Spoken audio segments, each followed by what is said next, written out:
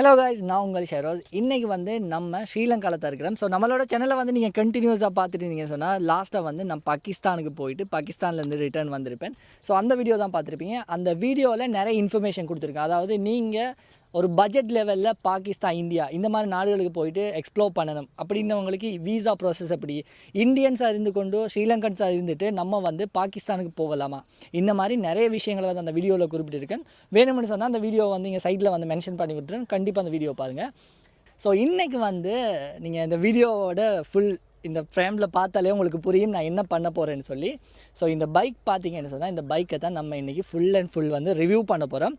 இன்னும் ஒரு விஷயம் நீங்கள் கண்டிப்பாக பார்த்தீங்கன்னு சொன்னால் இந்த வீடியோவோட லாஸ்ட்டில் இந்த பைக்கோடைய மிகப்பெரிய ஒரு டிஸ்அட்வான்டேஜஸ்ன்னு சொல்லலாம். அந்த மாதிரி ஒரு விஷயம் அது எனக்கு தெரியலை எப்படி சொல்கிறேன்னு நிறைய பேருக்கு தெரிஞ்சிருக்குன்னு நினைக்கிறேன். ஸோ வீடியோட கடைசியில் வந்து அதை மென்ஷன் பண்ணி விட்டுறேன். ஸோ நீங்கள் ஸ்ரீலங்காவில் நிறைய பேர் இருப்பீங்க. அதுவும் இல்லாமல் என்னோட சேனலில் வந்து இதுக்கு முன்னாடி நான் வந்து ஹொண்டா CB 250 ஒன்று வச்சுருந்தேன். ஸோ அதோட ஃபுல் ரிவ்யூ போட்டிருந்தேன். அந்த ரிவ்யூ வந்து நிறைய பேருக்கு ரீச் ஆச்சு. நிறைய பேர் எனக்கு இந்தியாவிலேருந்து கூட கமெண்ட் பண்ணியிருந்தீங்க, ப்ரோ என்ன பைக் ப்ரோ இது வித்தியாசமான ஒரு ஏங்கிளில் இருக்குதுன்னு சொல்லி. ஸோ அந்த பைக்கோடைய விஷயங்கள் எல்லாமே நம்ம எப்படி ஈச் அண்ட் எவ்ரிதிங் வந்து நம்ம ஃபுல்லாக பார்த்தோமோ அதே மாதிரி தான் இந்த பைக்கை வந்து நம்ம ஃபுல்லாகவே எக்ஸ்ப்ளோர் பண்ண போகிறோம். ஸோ ஃபுல்லாகவே நான் எக்ஸ்ப்ளனேஷன் பண்ண போகிறேன்.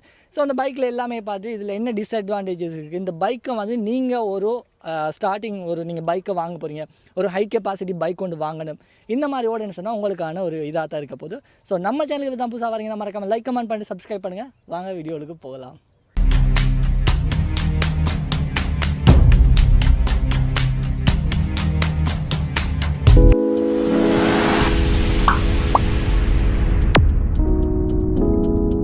இந்த அளவில் ஒரு சாமிங்கான லுக்கில் தான் இந்த பைக் இருக்கும். ஸோ ஃபுல் அண்ட் ஃபுல் இந்த பைக் பார்த்தீங்கன்னு சொன்னால் ஒரு டூரிங் செட்டப்புக்காக அடிக்கப்பட்டது தான் இந்த பைக். அதாவது நீங்கள் எல்லாமே பார்த்துருப்பீங்க, இந்த பின்னுக்கு இருக்கிற இந்த மாடல். அடுத்து வந்து நான் இதுக்கு முன்னாடி என்னோடய சேனலில் வந்து CB 250 ஹோண்டா இதே மாடலுக்குரிய CB 250 நான் ரிவ்யூ பண்ணியிருப்பேன். ஸோ அதில் பார்த்தீங்கன்னு சொன்னால் சிங்கிள் ஷாக் தான் வந்துருக்கும். இந்த சிங்கிள் ஷாக் வந்து இங்கே சென்டரில் இருந்திருக்கும்.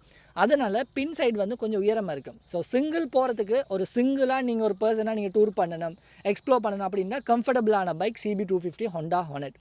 அதே மாதிரி ஒரு டபுள் பர்சன் நீங்கள் என்ஜாய் பண்ணணும். இப்போ இந்தியாவில் வந்து ஹிமாலயன் அந்த மாதிரி பைக்ஸ் இருக்கு இல்லையா. ஸோ அதே மாதிரி இந்த பைக் வந்து பார்த்தீங்கன்னு சொன்னால் இங்கேலையும் ஒரு டுவல் ஷாக் இருக்கும். ஸோ டுவல் ஷாக் இருக்கிறதால ஈஸியாக வந்து கம்ஃபர்டபுளாக இருந்துக்கலாம்.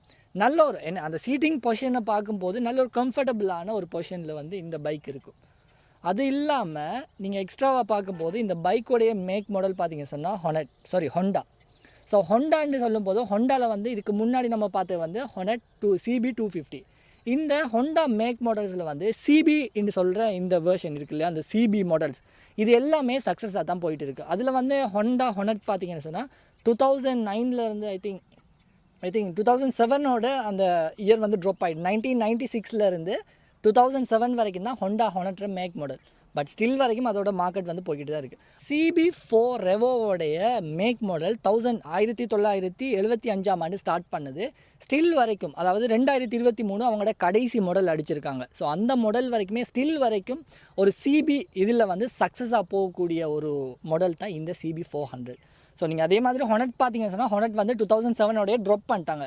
இப்போ இது வரைக்கும் ஹார்னெட் சுற்றிட்டு இருக்குன்னு சொன்னால் அந்த 2007 அடித்த மேக் மாடல் தான் இது வரைக்குமே சுற்றிட்டு இருக்குது. ஆனால் CB 4 வந்து அப்படி கிடையாது. CB 4 வந்து ஸ்டில் வரைக்கும் 2023 அடித்த மாடல் கூட பிராண்ட் நியூவாக வந்து நீங்கள் எடுத்துக்கலாம். இந்த பைக்கோடைய நீங்கள் ஸ்பெசிஃபிகேஷன்ஸ்ன்னு பார்க்கும்போதோ இதுக்கு வந்து இப்போ எல்லாருக்குமே நிறைய நம்மளோட இந்தியன் நண்பர்கள் வந்து கேட்டிருந்தீங்க. இந்தியன்ஸ் வந்து நான் ஹோண்டா ஹார்னெட் ரிவ்யூ பண்ணும்போது நிறைய பேர் கேட்டிருந்தீங்க, ப்ரோ இந்த பைக் வந்து இந்தியாவில் இல்லையே, என்ன பைக். நிறைய பேர் எனக்கு கமெண்ட் பண்ணி கேட்டிங்க, ப்ரோ 1000cc பைக்கான்னு சொல்லி. இது இல்லை ஹோண்டா ஹார்னெட். ஸோ அது வந்து பார்த்தீங்கன்னு சொன்னால் CB 250 250cc maximum. Okay, so அதோட ஃபுல் எக்ஸ்ப்ளனேஷன் போட்டிங்க. அதே மாதிரி இந்த CB 400 சொல்கிறது 400cc. ஓகே, 399 கரெக்டாக வரும்னு நினைக்கிறேன். அப்படி தான் கூகுளில் போட்டுருக்குது. ஸோ அந்த மாதிரி தான் இருக்கும். இன்னும் மட்டும் நீங்கள் முக்கியமாக பார்க்க வேண்டிய நிறைய இந்தியன் பைக்ஸ்லாம் நீங்கள் பார்த்தீங்கன்னு சொன்னால் ஹிமாலயன் அந்த மாதிரி பைக்ஸ்லாம் லாஸ்ட்டாக வந்து ரீசெண்டாக என் நண்பர் ஒன்று பேசியிருந்தார். அவர் பேர் வந்து நான் கீழே மென்ஷன் பண்ணுறேன் பாருங்கள், NRFன்னு சொல்லி நிதிஷ் ரைடர். ஸோ அவர் கூட ஒரு கொஷன் பண்ணி கேட்குற அளவுக்கு கேட்டார், ப்ரோ 4 சிலிண்டரில் எப்படி ப்ரோ பைக் இருக்கும், சிங்கிள் சிலிண்டரே அப்படி பவர் ஆகிக்குன்னு சொன்னால் 4 சிலிண்டர் இந்த பைக்கு பார்த்தீங்கன்னு சொன்னால் டோட்டலாக வந்து 4 சிலிண்டர்ஸ் இருக்கும். ஒரு கார் வேனுக்கு எல்லாம் எந்த அளவுக்கு சிலிண்டர்ஸ் இருக்குமோ அதே மாதிரி 4 சிலிண்டர்ஸ் இருக்கும். ஓகே, அந்த ஒவ்வொரு சிலிண்டர்லையுமே 4 வேல்வ் இருக்கும். அப்போ டோட்டலாக நீங்கள் 4x4 பார்த்தேன்னு சொன்னால் 16 வேல்வ்ஸ் வந்து இருக்கும். ஸோ அந்த அளவுக்கு பவர்ஃபுல்லான ஒரு இது தான் இந்த இதில். இன்னும் ஒரு விஷயம் பார்த்தீங்கன்னா சொன்னால், நான் வந்து பைக் எக்ஸ்பர்ட் கிடையாது. ஏஸ் ஆஃப் மை நாலேஜ் ஏண்ட ஒப்பீனியன் ஏண்ட யூசேஜுக்கு ஏற்ற மாதிரி நான் எப்படி பாவிச்சனோ அண்ட் வந்து கூகுளில் இனி தெரிஞ்சவங்ககிட்ட கெதர் பண்ண நியூஸை வச்சு தான் நான் இதுக்கு ரிவ்யூ கொடுக்குறேன். ஏண்ட யூசேஜில் எப்படி இருந்துச்சு, என் ஃபீலுக்கு எப்படி இருந்துச்சு, நான் எப்படி இதை இது பண்ணேன்னு சொல்லி ஏண்ட ஒரு பர்சனல் ரிவ்யூ தான் கொடுக்குறேன். ஸோ நிறைய பேர் வந்து கமெண்ட் பண்ணிங்க, ப்ரோ அது பிள்ளை சொல்கிறீங்க, இது பிள்ளை சொல்கிறீங்க. அப்படி ஏதாச்சும் நான் பிள்ளை சொன்னேன்னு சொன்னால் கீழே வந்து கமெண்டில் தெரியப்படுத்துங்க. அடுத்த நண்பர்களுக்கும் ரொம்பவே அது யூஸ்ஃபுல்லாக இருக்கும். ஸோ இதை ஃபோர்ஸை வந்து நான் எக்ஸ்பிளைன் பண்ண போனேன்னு சொன்னால், இது வந்து 4 சிலிண்டர். ஸோ 4 சிலிண்டருக்கும் சிங்கிள் சிலிண்டருக்கும் என்ன எக்ஸாம்பிள் நான் சொல்ல போகிறேன்னு சொன்னால், இது CB400 ஓகேயா, CB400. அதே மாதிரி இப்போ ரீசெண்டாக வந்து இந்தியாவில் வந்து அந்த மாடல் பல்சர்ட NS200 மாதிரி NS400 இப்போ ரீசெண்டாக அடிச்சிருக்கிறாங்க இல்லையா. ஸோ அந்த பைக் பார்த்தீங்கன்னு சொன்னால் சிங்கிள் சிலிண்டர் 400, இது வந்து 4 சிலிண்டர்ஸ் 400. ஓகேயா. ஸோ சிங்கிள் சிலிண்டருக்கும் 4 சிலிண்டருக்கும் உள்ள டிஃபரன்ஸ் உங்களுக்கு புரிகிற மாதிரி சொல்ல போனால், இப்போ ஒரு ஏதாச்சும் ஒரு ஆப்ஜெக்ட் இருக்குதுன்னு வச்சுக்குவோமே, அந்த ஆப்ஜெக்டை வந்து ஒரு ஆள் வந்து ஃபோர்ஸ் கொடுத்து அதை இழுக்கும் போது எப்படி இருக்கும், அவர்கிட்ட மேக்ஸிமம் ஃபோர்ஸ் கொடுத்தா அவர் இழுப்பார். அதால் அவர் மேக்ஸிமம் எந்த அளவுக்கு அவர் இயலுமோ அந்த மாதிரி தான் இழுக்கலாம். அதே ஆப்ஜெக்டை, அதே பொருளை 4 பேரும் இழுத்தா எப்படி அந்த ஃபோர்ஸில் வரும், அதுதான் டிஃபரன்ஸ். ஸோ இந்த பைக்குக்கு வந்து ஒரு எக்ஸ்ட்ராவாக ஒரு எனர்ஜி மாதிரி 4 இதுலேருந்து தள்ளக்கல பைக்கிட்ட வந்து மூவிங் அடுத்தது இல்லாமல் பர்ஃபெக்ட் வேறு லெவல் வரைக்கும். நிறைய பேர் ஹொனட் யூஸ் பண்ணவங்க இருப்பீங்க, CB400 யூஸ் பண்ணவங்க இருப்பீங்க. இவங்களுக்கு எல்லாமே நிறைய தெரியும் இந்த பைக்கோடைய அந்த மூவிங் எல்லாம் எப்படி இருக்கும்னு சொல்லி. RPM ரேஞ்சில் பார்த்தீங்கன்னு சொன்னால் 6000 RPM ரேஞ்சுக்கு மேலே நீங்கள் பைக்கை வந்து மூவ் பண்ணி போகல எக்ஸ்ட்ராவாக ஒரு எனர்ஜி ஒன்று உருவாகும். ஸோ அந்த எனர்ஜி வந்து பார்த்தீங்கன்னு சொன்னால் அதை தான் சொல்லுவாங்க VTECன்னு சொல்லுவாங்க. ஸோ VTECன்னு சொல்லும் போது இப்போ இருக்கிற ஃபோர்ஸ் இல்லாமல் 6000 RPM தாண்டும் போது எடிஷனலாக இன்னும் ஒரு ஃபோர்ஸ் வந்து நம்மளை தள்ளும். அது பைக்கோட நமக்கு ஃபீல் ஆகும். அந்த பைக் வந்து 6000 RPM தாண்டும் போது இன்னும் ஒரு எனர்ஜி ஒன்று இப்படி நம்மளை புஷ் பண்ணுற மாதிரி ஒரு ஃபோர்ஸில் போகும். அதுதான் இந்த பைக்கோடைய ஸ்பெஷல். அதுக்காகத்தான் இதுக்கு நிறைய பேர் சொல்லுவாங்க CB4 ரெவோ VTEC என்ஜினா இந்த மாதிரிலாம் பேசியிருப்பாங்க, நீங்கள் கேள்விப்பட்டிருப்பீங்கன்னு நினைக்கிறேன். அந்த மாதிரி ஒரு விஷயம் இருக்கிறதால தான் இந்த பைக்கில் வந்து நிறைய ஸ்பெஷாலிட்டி இந்த மாதிரிலாம் இருக்குது. கடைசியாக வீடியோவில் நான் இந்த பைக் ஹொனட்டை விற்றேன்னு சொல்லிட்டேன். ஸோ அதுக்கப்புறம் என்ன பைக் எடுக்கன்னு கேட்டிருந்தேன். நிறைய பேர் நிறைய கமெண்ட் பண்ணியிருந்தீங்க. அந்தளவுக்கு நான் எஃபோர்ட் பண்ணுற அளவுக்கு நமக்கு இப்போ காசு இல்லை. ஸோ நான் இந்த பைக் என்னோடதா, நிறைய பேர் கொஷின் இருக்குது, என்னோடதா இல்லை வேறு யார்டையுமான்னு சொல்லி நான் அதை லாஸ்ட்டில் சொல்கிறேன். அடிஷனல் ஸ்பெக்ஸுன்ற வகையில் 2க்கும் வந்து டுவல் ABS, முன்னுக்கும் ABS பின்னுக்கும் ABS. நிறைய பேர் கேட்டிருப்பீங்க, ABSன்னு சொல்கிற விஷயம் நிறைய பேருக்கு தெரியும், ஈவன் எனக்கு கூட தெரியும். நான் இந்த விஷயத்தை இதை ரிவ்யூ பண்ண போகிறேன்னு சொல்லல, நிறைய சர்ச் பண்ணி படிக்கும்போது தான் எனக்கும் ABSனா என்ன, ABS ரியல் ஃபார்மேட் என்னன்னு சொல்லி எனக்கும் தெரியும். என்டி பிரேக் சிஸ்டம்னு சொல்லுவாங்க, என்டி பிரேக் சிஸ்டம் அந்த மாதிரி ஒரு விஷயம் தான் சொல்லுவாங்க.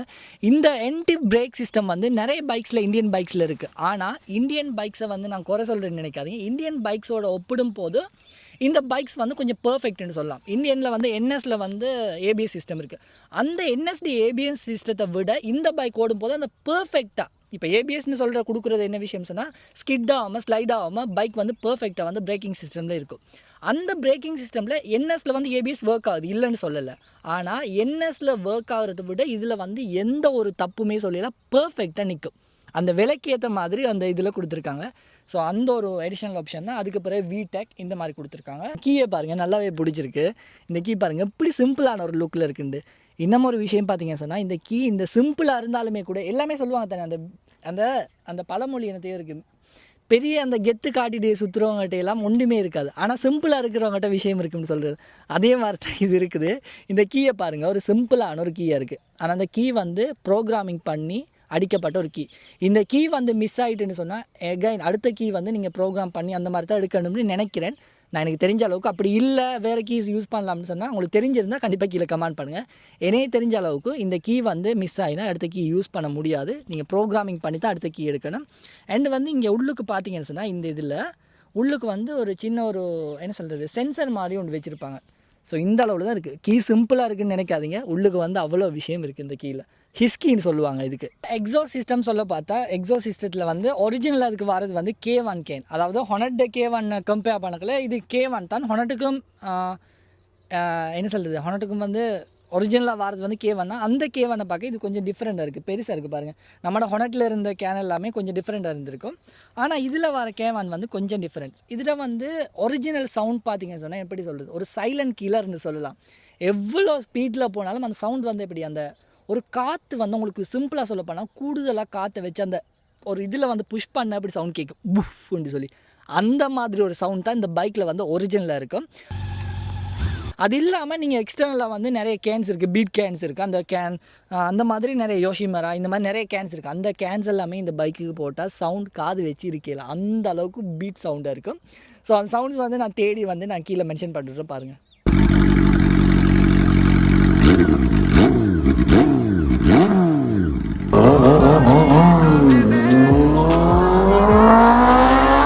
இதில் ஒரிஜினல் சவுண்டை வந்து நான் நார்மலாக காட்டுறேன் பாருங்கள்.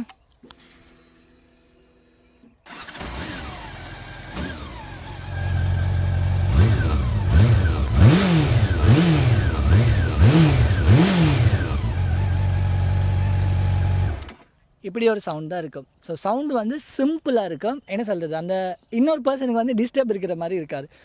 ஹொனட்டோடைய ஒரிஜினல் சவுண்ட் பார்த்திங்கன்னாலும் இதை மாதிரி தான் இருக்கும். ஆனால் இதில் வந்து சவுண்ட் வந்து கொஞ்சம் அந்த என்ன சொல்கிறது, ஒரு அந்த மெஷினை வந்து ஸ்டார்ட் பண்ணி அது ஒரு டிஃப்ரெண்ட்டான ஒரு இதில் இருக்கும். நான் உங்களுக்கு காட்டின டைமில் விளங்கியிருக்குன்னு நினைக்கிறேன். இன்னும் ஒரு விஷயம் பார்த்தீங்கன்னு சொன்னால், இந்த பைக்குக்கு வந்து செஸி கிடையாது. ஹொனட்டில் 100, 105, 110 இந்த மாதிரி செஸிஸ் இருக்குது இல்லையா, அந்த செஸிஸை பொறுத்து ஆப்ஷன்ஸ் வந்து டிஃப்ரெண்ட் ஆகும். இதுக்கு பொதுவாக வந்து செஸி பார்க்க மாட்டாங்க. இதுக்கு வந்து மாடல் தான் பார்ப்பாங்க. 2018 நம்ம மாடல் வந்து 2018. ஸோ அதே மாதிரி 2017 இருக்குது, 2023 இருக்குது. லாஸ்ட்டாக வந்த மாடல் வந்து 2023. 2023ஆம் ஆண்டு மாடல் இப்போ பார்த்தீங்கன்னு சொன்னால் வேறு லெவலில் இருக்கும். ஸோ பார்ப்போம், அது வந்து யாராச்சும் இருந்தேன்னு சொன்னால் ரிவ்யூ பண்ண போடுறேன்னு சொன்னால் கண்டிப்பாக நான் போடுறேன்.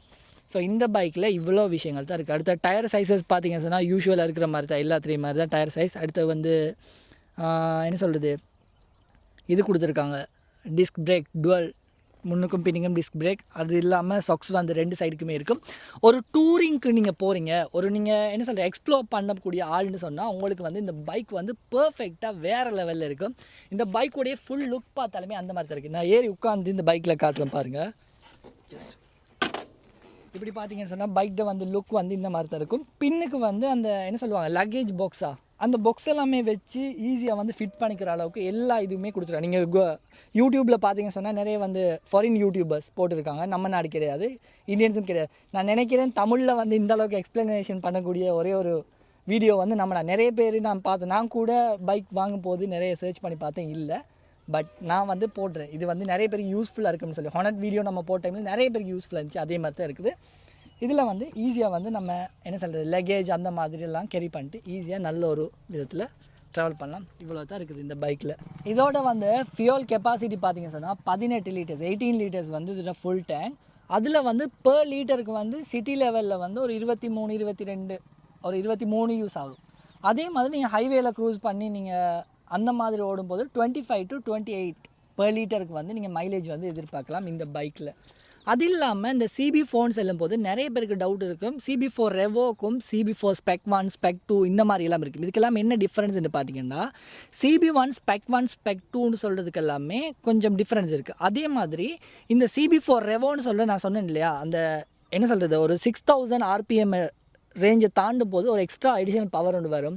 அதே மாதிரி எடிஷனில் இருக்கிற இந்த சின்ன சின்ன ஃபீச்சர்ஸ் எல்லாமே அந்த பைக்கில் கிடையாது. ஸோ இது வந்து லேட்டஸ்ட் மாடல்னு சொன்னதால் 2018 மாடல்னு சொன்னதால் அதிலிருந்து நிறைய விஷயங்கள் இது ஆகும். ஸோ அதில் நீங்கள் பார்த்தீங்கன்னா ப்ரைஸ் ரேஞ்சில் இந்த பைக் வந்து எவ்வளோ ப்ரைஸ் போகும், என்ன லெவல்னு சொன்னால் எனிவான் கெஸ் பண்ணிடலாமா உங்களுக்கு இந்த பைக்கோட ஷேப்பை பார்த்துட்டு இது எவ்வளோ ப்ரைஸ் வரும்னு சொல்லி.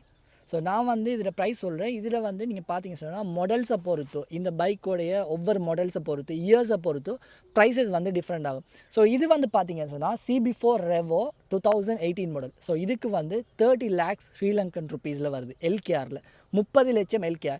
இதே வந்து நீங்கள் இந்தியன் ருப்பீஸில் பார்த்தீங்கன்னு சொன்னால் அரௌண்ட் 10 to 11 lakhs வரும். ஸோ அது எக்ஸாக்ட் அமௌண்ட் எவ்வளோன்னு சொல்லி கீழே வந்து நான் போட்டுறேன் பாருங்கள். 10 லட்சத்துக்கு இந்த பைக் வரும். ஸோ அந்த அளவில் காஸ்ட்லியான ஒரு பைக் தான். இப்போ நார்மலாக நம்ம பார்த்தீங்கன்னு சொன்னால் 30 லட்சத்துக்கு வந்து ஒரு காரே வாங்கலாம். அந்த அளவுக்கு ஸ்பெக்ஸ் கொடுத்து அந்த அளவுக்கு காசு கொடுத்து இந்த பைக்கை வாங்குறோம்னு சொன்னால் யோசிச்சு பாருங்கள் எந்த அளவுக்கு இருக்கும்னு சொல்லி. ஸோ ஸ்ரீலங்கா பொறுத்த அளவுக்கு ஹை கெப்பாசிட்டி பைக்ஸ் வந்து இப்போ ரெஜிஸ்டர் பண்ணி ஓட முடியாது. ஸோ மேக்ஸிமம் கெப்பாசிட்டி லாஸ்ட் டைமில் நிதிஷ் ப்ரோ நீங்கள் பேசினீங்க. ஸோ அந்த டைம்லையும் நீங்கள் கேட்டீங்க ஹை கெப்பாசிட்டி பைக்ஸ் இல்லைன்னு. ஸோ ஸ்ரீலங்காவில் வந்து பார்த்தீங்கன்னா மேக்ஸிமம் ரெஜிஸ்ட்ரேஷனே வந்து 450 தான். ஸோ 450னால பைக்ஸ் வந்து நிறைய இருக்குது. பட் வந்து எல்லாமே அன்ரெஜிஸ்டர் இல்லாட்டி கேபினட் ரெஜிஸ்டர்ட் இந்த மாதிரி ஸ்பெஷல் ரெஜிஸ்டர் பண்ண பைக்ஸ் தான் வந்து ஹை கெப்பாசிட்டி பைக்ஸ் இருக்குது. ஸோ இந்த பைக் பார்த்திங்கன்னா ஹை கெப்பாசிட்டியில் நம்ம ரேஞ்சில் வந்து இது வந்து 399 400 சிசின்னு சொல்கிறதால ஈஸியாக வந்து நம்ம எந்த ஒரு சட்ட சிக்கலும் இல்லாமல் ஒரு கேபினட் ரெஜிஸ்டர், அதாவது என்ன சொல்கிறது, ஒரு லீகலாக வந்து ரெஜிஸ்ட்ரேஷன் பண்ணி பைக் ஓடலாம். ஸோ இதை விட அதிகமான கெப்பாசிட்டி உள்ள பைக்ஸை நீங்கள் ஸ்ரீலங்காவில் ஓடணும்னு நினச்சிங்கன்னு சொன்னால் கண்டிப்பாக அது இல்லீகலாக தான் ஓடணும். ஸோ அது தென் தட் நீங்கள் வந்து அதுக்கு நிறைய டாக்குமெண்டேஷன்ஸ் இந்த மாதிரி நிறைய விஷயங்கள் இருக்குது. நீங்கள் ஒரு ஈஸியான ஒரு பட்ஜெட் லெவலில் ஓடணும்னு சொன்னால் இந்த பைக் வந்து நீங்கள் மேக்ஸிமம் கெப்பாசிட்டிக்கு ஓடணும்னு சொன்னால் ஸ்ரீலங்காவில் இது ட்ரை பண்ணலாம். ஆனால் இந்தியாவில் வந்து அன்றைக்கி சொன்னார் ப்ரோ 1000 cc இல்லாமல் சும்மாவே போகும்னு சொல்லி. ஆனால் அதுக்கும் இதுக்கும் கம்பேர் பண்ணாங்கன்னா ஸ்ரீலங்காவில் வந்து நிறைய டிஃப்ரென்ஸ், நிறைய ட்ராஃபிக் ரூல்ஸ் இந்த மாதிரி நிறைய விஷயங்கள் இருக்குது. ஸோ நீங்கள் வந்து ஹை கெப்பாசிட்டி பைக் கொண்டு ஓடணும்னு சொன்னால் இந்த பைக் வந்து ஈஸியாக இருக்கும். நீங்கள் வந்து இந்த பைக்கை வந்து வாங்கணும் நீங்கள் என்ன சொன்னீங்கன்னா நீங்கள் கண்டிப்பாக நீங்கள் இந்த விஷயம் வந்து பார்க்கணும். ஸோ பைக் வாங்குறேன்னு சொல்கிறது எந்த ஒரு பிரச்சனையுமே கிடையாது. 30 lakhsன்னு சொல்கிறது எப்படி யார கையை காலை பிடிச்சி சரி நம்ம சேர்த்து எப்படியோ பாய்ஸ் வந்து வாங்கிடுவோம். ஆனால் வாங்கின பிறகு நிறைய விஷயங்கள் வந்து நீங்கள் திங்க் பண்ணணும். ஓகேயா? ஸோ இந்த பைக்கை பொறுத்த அளவுக்கு நீங்கள் மெயின்டைன்ஸ் வந்து பர்ஃபெக்டாக, ஒரு காரை வந்து நீங்கள் எந்த அளவுக்கு மெயின்டைன் பண்ணீங்க, நீங்கள் உங்கள்கிட்ட எக்ஸாம்பிளுக்கு ஒரு கார் ஒன்று இருக்குன்னு வைப்போம். ஸோ காரை வந்து நீங்கள் எந்த அளவுக்கு மெயின்டைன் பண்ணுவீங்களோ அதே மாதிரி அதை விட எடிஷனலாக தான் நீங்கள் இந்த பைக்கை வந்து நீங்கள் ஒரு மெயின்டெனன்ஸ் கொடுக்கணும். ஸோ ஏண்ட ஒரு பர்சனலான ஒரு ரிவ்யூ ஒன்று நான் உங்களுக்கு கொடுக்குறேன். நீங்கள் வந்து பைக் ஒன்று வாங்கணும்னு சொன்னால் இந்த பைக் வந்து அடுத்த பைக்ஸ் வாங்குற மாதிரி சின்ன சின்ன பைக்ஸ் வாங்குற மாதிரி கிடையாது. ஸோ பர்ஃபெக்டாக இந்த பைக்கை தெரிஞ்சவங்களை வந்து நீங்கள் கூட்டிகிட்டு போயிட்டு எல்லா விஷயமே, ஈவன் இந்த பைக்கை வந்து இன்ஸ்பெக்ட் கூட பண்ணலாம். எல்லாமே அதுக்குரிய செட்டப்பெல்லாம் இருக்குது. அப்படி இல்லாமல் நீங்கள் இந்த பைக் வந்து வச்சுருக்கிறவங்க, இந்த ஹை கெப்பாசிட்டி பைக்கோட ரிலேட்டடானவங்களை கூட்டிகிட்டு போயிட்டு வாங்கினீங்கன்னு சொன்னால் உங்களுக்கு எல்லாமே பர்ஃபெக்டாக இருக்கும். இன்னொரு விஷயம் பார்த்தீங்கன்னு சொன்னால் இந்த பைக்கில் வந்து சிடிஐ யூனிட் கிடையாது. இதில் வந்து இசியூன்னு சொல்லி ஒரு கம்ப்யூட்டரைஸ்ட் வந்து ஒரு சிஸ்டம் ஒன்று இருக்குது. அது சம்மந்தமாக எனக்கு தெரியல, மிச்சம் நார்மலாக சொல்கிறேன். ஸோ சிடிஐ யூனிட் வந்து ஹொனட்டில் இருக்கும். அதாவது அந்த மெயின் என்ன சொல்கிற ஆப்ரேட்டிங் பார்ட் மாதிரி அந்த மாதிரி தான் இருக்குது. சிடிஐ யூனிட்னு சொல்லுவாங்க, ஹொனட்டில் இருக்கும். அதே மாதிரி இதுக்கு வந்து இசியூன்னு சொல்லி ஒரு கம்ப்யூட்டரைஸ்ட் ஒரு சிஸ்டம் ஒன்று வச்சுருக்காங்க. அது சம்மந்தமாக தெரிஞ்சவங்க இருந்தீங்கன்னா கண்டிப்பாக கீழே கமெண்ட் பண்ணுங்கள். வீடியோஸ் பார்க்குற அடுத்தவங்களுக்கு யூஸ்ஃபுல்லாக இருக்கும். ஸோ ஸ்பீட் லெவலில் பார்த்தீங்கன்னு சொன்னால் இந்த பைக் வந்து 0லேருந்து 100 வந்து ரீச் பண்ணுறதுக்கு வந்து 4.5 seconds வந்து இந்த பைக் எடுக்கும். ஹொனட்டுக்கு பார்த்தீங்கன்னு சொன்னால் 5.5லேருந்து எடுக்கும். ஆனால் இந்த பைக் பார்த்தீங்கன்னா 4.5 seconds 0லேருந்து 100 வந்து நம்ம ரீச் பண்ணலாம். அதே மாதிரி இந்த பைக்கோடைய டாப் ஸ்பீட் பார்த்தீங்கன்னு சொன்னால் 190+ சொல்கிறாங்க. ஆனால் 190 வந்து ரீச் பண்ணுறதுக்கு அரௌண்ட் 15 to 20 seconds 190 டாப் ஸ்பீடை வந்து ரீச் பண்ணலாம். இந்த பைக்கோடைய specifications and other speed and எல்லாமே இவ்வளோ தான். ஸோ காய்ஸ் இந்த வீடியோ வந்து பிடிச்சிருக்குன்னு நினைக்கிறேன். ஸோ உங்களோட ஃப்ரெண்ட்ஸ் வந்து இந்த மாதிரி ஒரு பைக் வந்து ட்ரீம் பண்ணியிருப்பார், வாங்குறதுக்கு இது பண்ணிப்பார். ஸோ அவருக்கு வந்து இந்த வீடியோ வந்து ஷேர் பண்ணிடுங்க. நம்ம சேனலில் நீங்கள் புதுசாக வாரீங்கன்னு சொன்னால், நம்ம சேனலுக்கு இப்போ தான் நீங்கள் வாரீங்கன்னு சொன்னால், நம்ம வந்து பைக் ரிவ்யூ பண்ணுறது வந்து என்னோட ஒரு ஹாபி மாதிரி. நான் நிறைய விஷயங்கள் வந்து இந்த ரிவ்யூ பண்ணுறது வந்து எனக்கு பிடிக்கும். ஸோ அதனால் ஹானட் ரிவ்யூ பண்ணிக்கிறேன். அதுக்கு பிறகு வந்து லெப்போண்ட் எடுத்திருந்தேன், அதையும் ரிவ்யூ பண்ணியிருந்தேன். ஸோ அதில் வந்து யூசேஜ் ரிவ்யூ கேட்டிருந்தீங்க, நான் வந்து அதையும் நான் மேக் பண்ணி போட்டேன். ஸோ பேசிக்காக வந்து நான் வந்து ட்ராவல் பண்ணிக்கிட்டு இருக்கேன். ஸோ இப்போ வந்து பார்த்தீங்கன்னு சொன்னால் நம்ம வந்து சின்ன சின்ன நாடுகள் போயிருக்கோம். ஸோ இன்னும் ஒரு அடுத்த சீரீஸ் வந்து ட்ராவல் பண்ணி நம்ம போக போகிறோம். ஸோ காய்ஸ் அதுக்கும் சப்போர்ட் தருவீங்கன்னு நினைக்கிறேன். இன்னொரு வீடியோவில் சந்திப்போம். உங்களோட ஐஸ்மி ஷரஸ் பாய்.